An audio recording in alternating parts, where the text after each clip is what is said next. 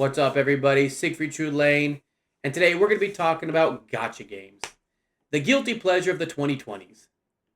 I'll see you guys in just a few minutes.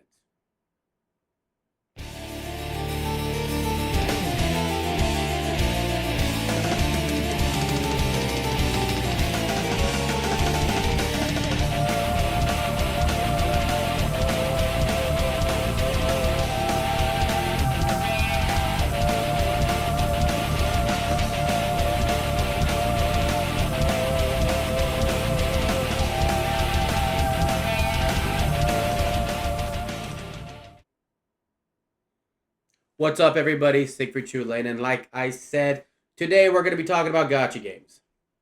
Now, I'm going to be perfectly honest, gacha games are bad. It doesn't matter which one you play.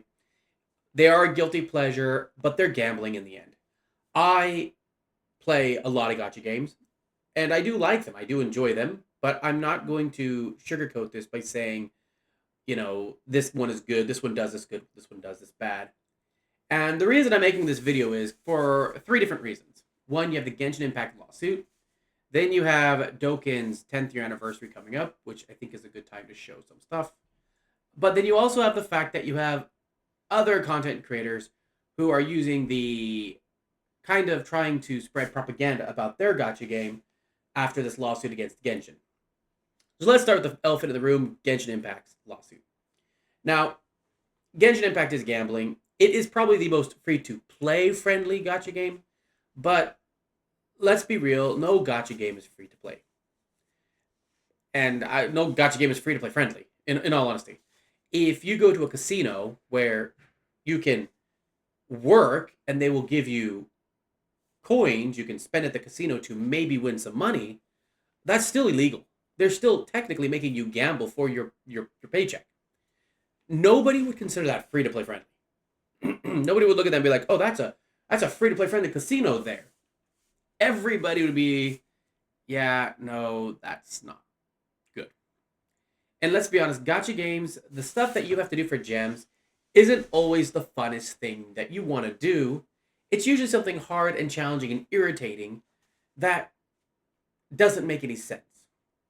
So let's start with Genshin. Now, it is true, in Genshin Impact, you can clear anything with the 4-star characters. But is that game really fun when you want a really cool unit and you can't get it? Sure, the pity system is the best. Like, the character pity system is amazing. It's so good that most gacha games nowadays have copied Genshin's pity system for characters and improved on it when it came to weapons, right? I really think that Genshin Impact needs to be praised personally for creating that character pity, because before that pity, and if you hit gacha games that came out before that, it was just awful. Very few actually had a good pity system. Genshin is the first one to make it a staple.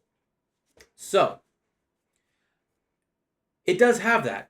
And yes, if you use leaks like I do, you can find out who's coming, which I use because I want to know who's coming and what mats I need, because I know it's going to take time to save and avoid. But I can tell you, using a free-to-play account and using my whale account, that game is so much more fun when you whale. So if the game is actually impacted, the fun of the game is impacted by how much you spend, it's not free-to-play friendly. Because you have a worse time in that game if you don't spend in it. And the Abyss was absolutely awful before. Yes, it's been a lot easier, and the Imaginary Theater is doable if you have been playing for at least a couple of years, 2 or 3 years. And the Abyss, again, has been simplified, which thank God they finally did that. But it still loses fun factor if you don't spend. That means the game is not free to play friendly. That has to be stated. We cannot pretend otherwise. Now, let's talk about why Genshin got sued. Genshin did not get sued because it's the only gambling game out there. Realistically, Genshin is, when it comes to the gambling aspect, it's gambling. But it's like the blackjack table versus the slots. And if you know anything about gambling, You're more likely to win at a game of blackjack or poker than you're going to win at slots. Because blackjack and poker, you could actually win, but slots, it's always against you. Which is why all the old people do slots and just sit there forever doing slots and never win. Gacha games isn't just gambling, it's slot machines, which is the worst part of gambling. But let's just say, for comparison's sake, Genshin would be the poker of the casino. While loot boxes in games like Call of Duty are the slot machines.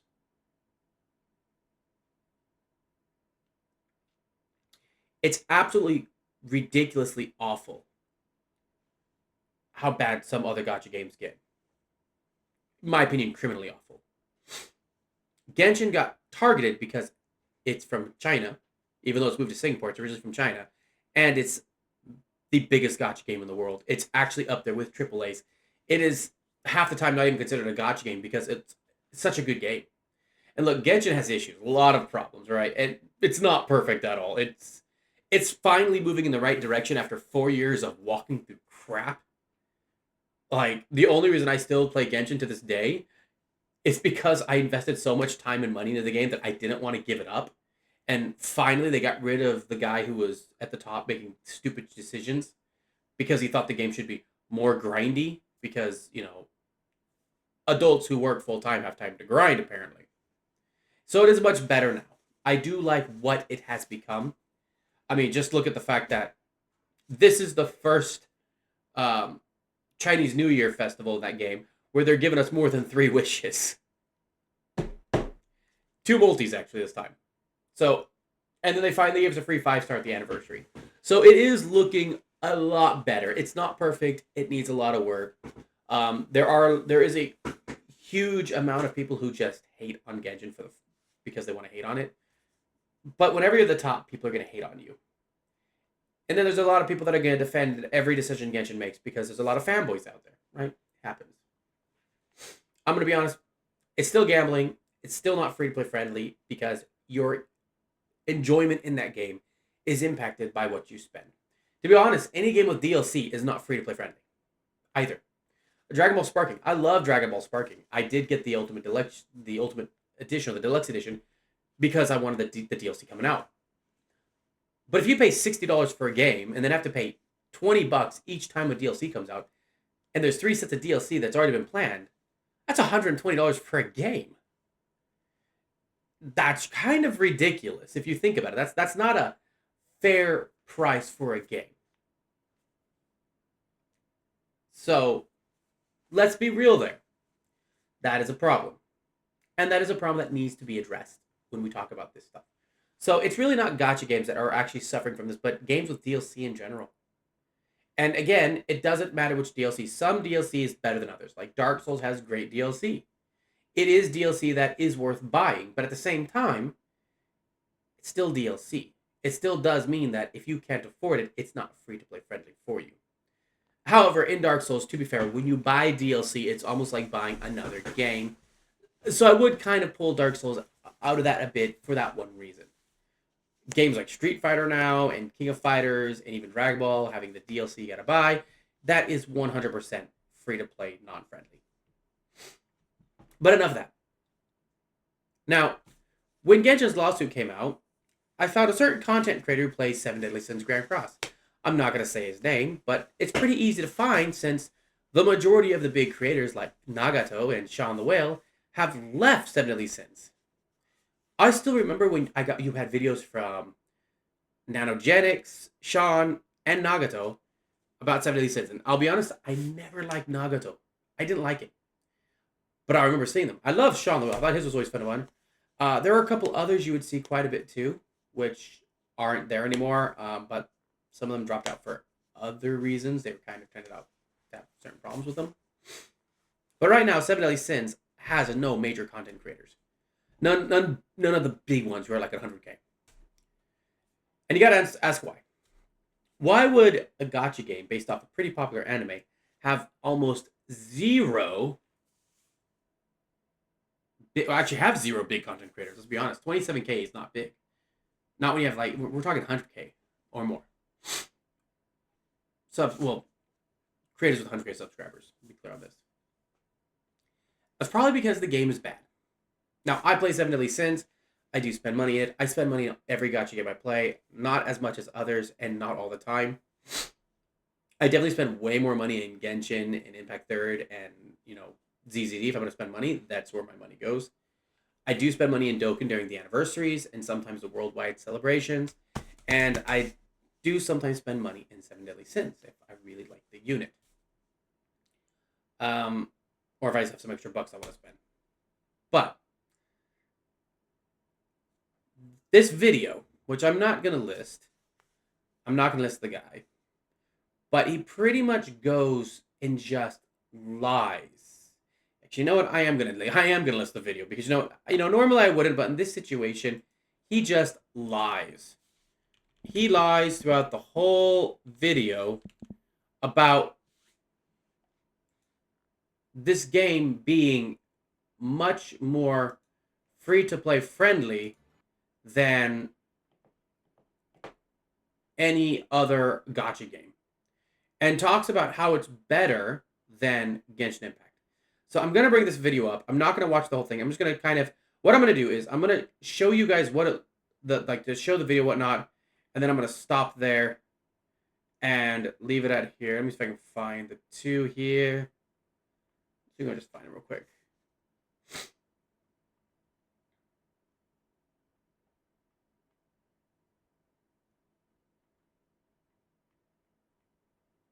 I want to see if I actually find it.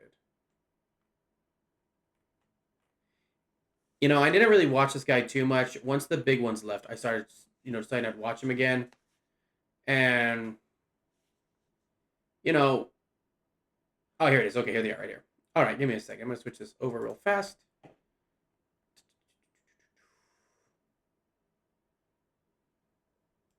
Give me just a second. Browser. Okay.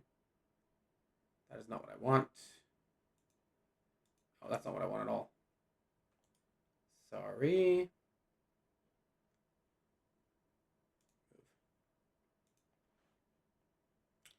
Try this again. Display. Okay. That's not what we want either. Gosh, dang it. I don't use OBS nearly as much as I should. That's the one I want. Okay. So this is the YouTuber, and I'm not gonna be one of those YouTubers that says don't go and harass this guy. I'm sorry, dude. But these are the two videos right here. And if you watch these two videos, I'm just gonna tell you, there is so much misinformation in these two videos where this one, not that one.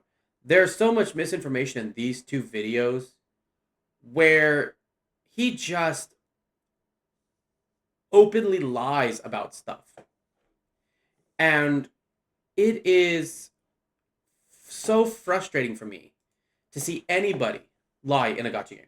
Lie about a gacha game. Look, gacha games are gambling. And if you do not be honest about them, you are, in my opinion, 100% responsible for anybody who jumps into that game, gets addicted, and spends what they cannot afford. Seven Deadly Sins, if you've ever played Grand Cross, it was a really fun game, and then Star Rail came out, and Star Rail just beat it out of the water. Star Rail, if you want a turn-based RPG, go with Star Rail, like 100%. But Seven Deadly Sins is one that isn't free-to-play friendly at all. Because a big part of it is PvP. And any gacha game that has PvP is never free-to-play friendly. I don't care if someone loves that game. If they try to tell you a game with PvP is free-to-play friendly, that is always a straight-up lie. Dragon Ball Legends is a good example of that. Dragon Ball Legends is one of the most greediest gacha games because every time a new banner character comes out, the meta shifts and it's screwed. Seven Deadly Sins does the same thing. Except it always rotates between two different metas, which is demons and unknowns. So in other words, if you like every other team, there's no point in summoning those characters. Now that might make it look like it's more free-to-play friendly, but that's just limiting because it means that if you go against anybody who wailed out on the demons, they're going to win 9 times out of 10. Even if your combat power is 20,000 higher than theirs. I know because I have the demons. I'll go against people who are 20,000 combat power higher than me. They get to go first, and I still can kill them. It's ridiculous. It really is just ridiculous. Like, I don't know what anybody who plays that game and openly promotes it feels like. I mean, I don't get why they do that. They literally released a character, Lancelot, who's really good, and then 2 or 3 weeks later, they released Liz and Meliodas as a duo team who just destroys everything. So if you went hard, you saved all your gems, went hard because of that new Lancelot character who's really cool, they just released a character that makes him useless. It's straight up a character's released to waste your money. And everyone likes to say it's free to play friendly because you can at least get one copy of the new character. That's true. But one copy is not enough for PvP, and cosmetics are not free, and cosmetics affect stats in PvP. So, again, that's one reason I'm bringing this up, is because we have YouTubers, especially like that one there, who are spreading propaganda for a game and using, like, trying to talk about how great it is and how friendly it is. Look, you don't have to like Genshin Impact. That's fine. I mean, I'm not saying this is a video to support Genshin Impact. Genshin Impact is gambling. And if you don't like it, that's a fair thing. It's anime as well. If you don't like anime, to be honest, don't play any gacha game. But Genshin is leagues above 7 deadly sins. Like, just straight up, it's leagues above 7 deadly sins. 100%. And it doesn't mean that you have to like it, right? You can like 7 deadly sins more, right? That's totally fine. And if that content creator really likes 7 deadly sins and can't get into Genshin, that's fine. That's a fair point. But to openly lie about that game is not okay. You cannot take facts like this game is way friendlier than this game. 7 deadly sins and every single one of its content requires specific units, right? All the PvE content, usually 9 times out of 10, requires a specific unit you had to summon for. That was not a festival unit, which they'll give you a free copy of. It's a unit you have to know you need while it's up, or you gotta wait and hope you get it later. But until you get it, you can't clear certain PvE content. That's not free to play friendly. Collab units they might come back, but they might not. Not free to play friendly. And collab cosmetics are cash only. So if you have a collab character like Demiurge, who is really good for the demons, but you didn't know that, and you don't spend money, so you only got one copy of him, you didn't get his cosmetics, it is going to negatively impact your PvP aspects. While other characters you might be able to get and save over time and buy their cosmetics over time, collab characters you never can, which is BS. If you think about it. So, that's going to lead us into Dokkan Battle. Now, again, I played Dokkan Battle. I did spend money. I got the new characters. I love that game. It's a lot of fun. There are times, I can take a break in that game, which is nice. I can log in, do basic stuff, and really not play the game, which I also like. But if anybody tries to tell you that that game is free-to-play friendly, it isn't. And if you really want to think about it, you can actually calculate just how much money it will take you to get one character completely maxed out versus the other character, right? And the reason I would do that is because that's probably what you're going to be really looking at as a player. If you actually take a look at how much it would cost to get a character, you have to take a look at pities. And if we take a look at pities, Dokkan finally has one. However, to hit that pity, because that's what you got to go by, in Dokkan Battle, you get 10 coins per multi. Now, you can exchange dupes for extra coins, but you can kind of do that in Genshin Impact as well. So we're not going to count that system only because of the fact that it doesn't really, it's not consistent, right? So you need 500 multis, or sorry, 50 multis. You need 50 multis. Each multi is going to cost you 50 dragon stones. This means you need 2,500 dragon stones to guarantee a unit. Again, you could pull the unit much faster. The rates are a little bit better, but we're not going by rates. It's not like it's 1% versus 10%. It's like 2% versus 5%, right? It doesn't really mean, it's not a high enough rate to be consistent. So if we take a look at that, and then let's just take a look at, if we think about like the average amount, let's just say it's $50 for two multis, right? Let's just say $50 for two multis, okay? If it's $50 for two multis, that means that even if you divide, let me put my calculator up real quick. Give me a second here. We're gonna change to my calculator real fast. So pop that up. So give me a second here. Just give me a second.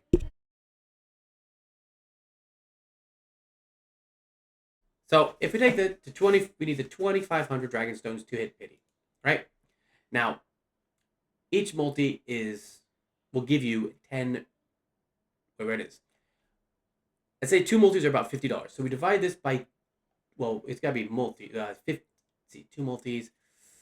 Multi gives you 10. Give me a second, I gotta do my math. Okay, I had to go fix something. Okay, so you need 50 multis. Each $100, let's say about $50 gives you 10. So we need four, every $100 is four, right? Let's divide this by four. If we divide this by four, and then multiply that by 100, that's $1,250 to get a unit guaranteed.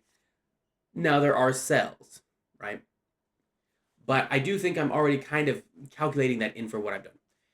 That's not cheap or free to play friendly. Now, again, you have a chance of pulling it early, and you can actually reduce this number by pulling cards you already own. But let's take a look at Genshin Impact. Genshin Impact, you need about 160. We're going to make this 170, because you're almost always going to pull before 85. So you need 170 wishes or 17 multis. Now, $100 gives you 5 multis, which means you would need 4 multis. So that's $200. Now, let's say you want to add in the weapon as well to that, right? Okay, so we want to add in the weapon. Okay, so the weapon's going to be 7.5 times 2, because you're never going to go to 8. 15 plus 17. 32. Now, we divide this by 5. 6. $700. So $700. Now, we're rounding this up to 700, right? So 700, divide that by, minus 1,250. Already getting one unit in 7 days in Genshin Impact is $550 cheaper than getting the unit in Dokkan Battle. Now, the other issue in Dokkan Battle is you can only get one in the pity. This means that you really can't, go for all 5 copies. But let's just say you could go for all 5 copies. So let's just say you're going for all 5 copies in Dragon Ball. That's still $1,250 times 5. $6,250 you're looking at having to spend if you don't win your RNG. Genshin, 700 times. Actually, we gotta do the first one. So let's see. 400 times 7. 2080.